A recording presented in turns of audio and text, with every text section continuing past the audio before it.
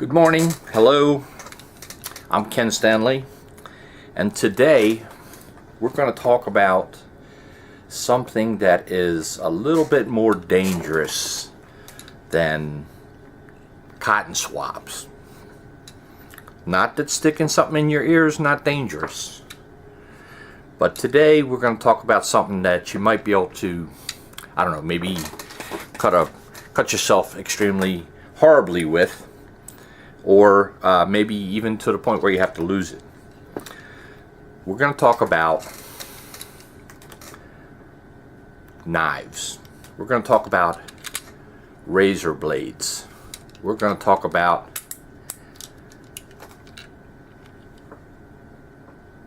the cutting of boxes and papers and things, because I've mentioned to you before that I'm in the emergency room quite a lot.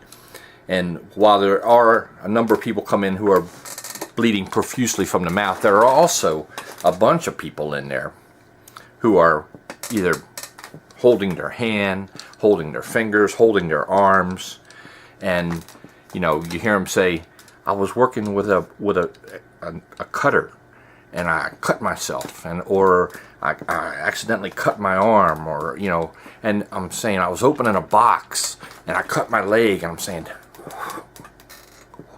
I don't know what these people are thinking. And I apologize if you happen to be one of them, because I know they're dangerous. It's just that you can't ever take your eye off, okay? And you never want to get it up around your face, because mistakes like this could be horrible, and it could affect your being, So anyway, I want to take a box. Let's see, I have one here.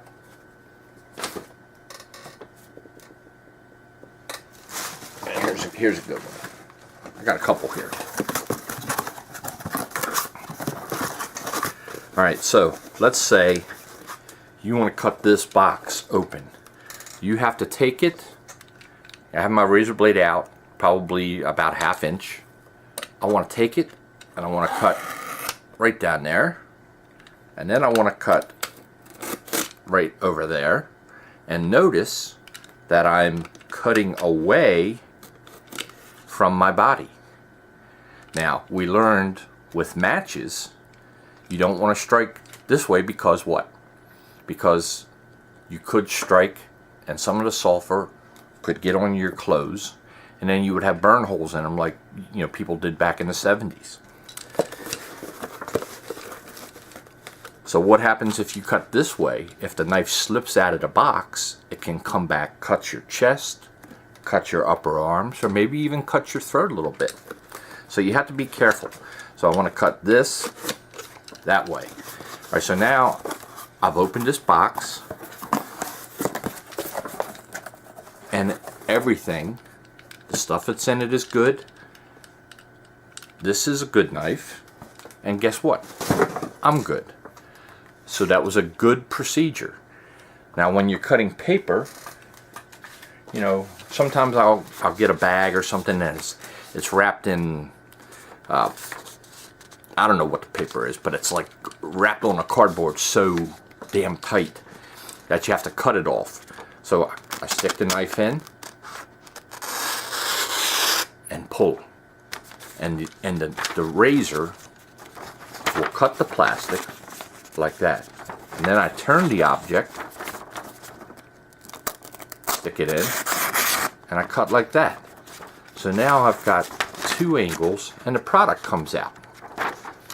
So and I didn't get hurt, and that's so I can still read the instructions if it's printed on the back, or I can just pull the instructions out with the product. So that's a win-win situation. So that is about, you can scribe. I was going to say this is the end, but I just thought of a couple things real quick. You can also scribe with a ruler, or scribe with a square. You can scribe a piece of wood if you don't have a pencil. Or you can use this to whittle down to get something to fit together maybe. Maybe just trim. You could take the edge off a board. and this is, excuse me, this is another multiple use item that you want to have.